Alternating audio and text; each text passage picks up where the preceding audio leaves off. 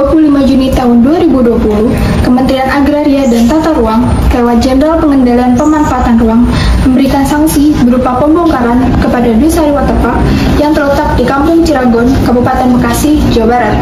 Pemberian sanksi ini diakibatkan oleh pelanggaran tata ruang dan perizinan yang dilakukan oleh Dusari Waterpark.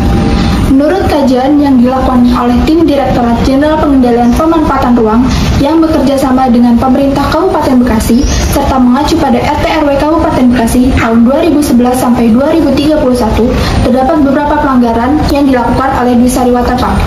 Di antaranya terdapat 243 batang sipil yang berada di badan Sungai Cibeet, struktur beton Dusari Waterpark yang berada di sepadan sungai, serta beberapa fasilitas lain seperti kolam renang, seluncuran, bangunan 2 lantai, dan pematang lahan yang berada pada kawasan pertanian.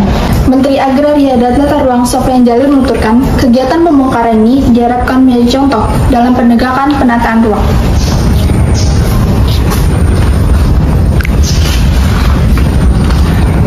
Menteri Pekerjaan Umum Perumahan Rakyat Basuki Hadi Muljono bersama Sofyan Djalil, Menteri Agraria dan Tata Ruang, mengawasi langsung proses pembongkaran waterpark Dusari pada Desa Cirangon, Kabupaten Bekasi, Jawa Barat. Berdasarkan kajian tim Direktorat Jenderal Pengendalian Pemanfaatan Ruang dan Penguasaan Tanah bersama dengan Pemda Bekasi, pemilik waterpark Dusari dapat diberikan sanksi sesuai dengan peraturan yang tertulis. Sejatinya Kabupaten Bekasi menerapkan comprehensive planning sebagai pendekatan proses perencanaannya, yang mana perencanaan tidak sendiri dalam menyusun rencana, tapi juga dibarengi dengan aspirasi dari masyarakat. Namun dapat kita lihat dari kasus Dusari Waterpark ini, kita dapat melihat adanya beberapa miss di beberapa bagian prosedur proses perencanaannya, yaitu terkait tidak adanya dokumen izin lingkungan dari Dinas Lingkungan Hidup Jawa Barat dan juga terkait zona peruntukan ruang yang seharusnya kawasan Dusari Waterpark ini merupakan kawasan agroindustri, tetapi dijadikan sebagai kawasan agrobisnis.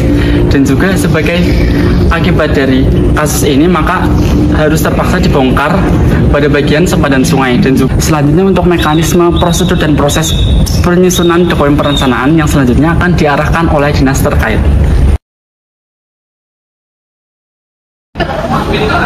Oke teman-teman, di sini saya akan menjelaskan tentang master plan dari pembentukan proyek wisata Dusari ini sendiri.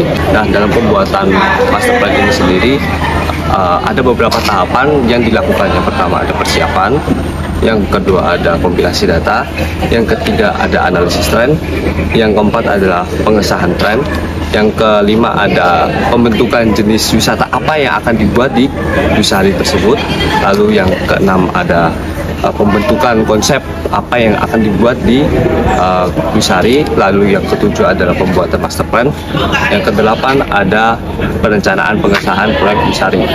Nah, dalam penyusunan master plan ini sendiri bisa dilihat tidak ada yang janggal. Namun pada saat pengesahan atau saat peresmian dan pembangunan, proyek Dusari ini melanggar beberapa perencanaan tata ruang yang sudah dirancang di daerah tersebut, seperti pembuatan beton sheet pile yang ada di sempadan Sungai Cibeet. Nah, dari contoh tersebut bisa dilihat bahwa pihak-pihak dari proyek Dusari ini sendiri mengalami miskom dengan dokumen-dokumen yang dibuat untuk rancangan tata ruang atau RDTR dan RT/RW di daerah tersebut.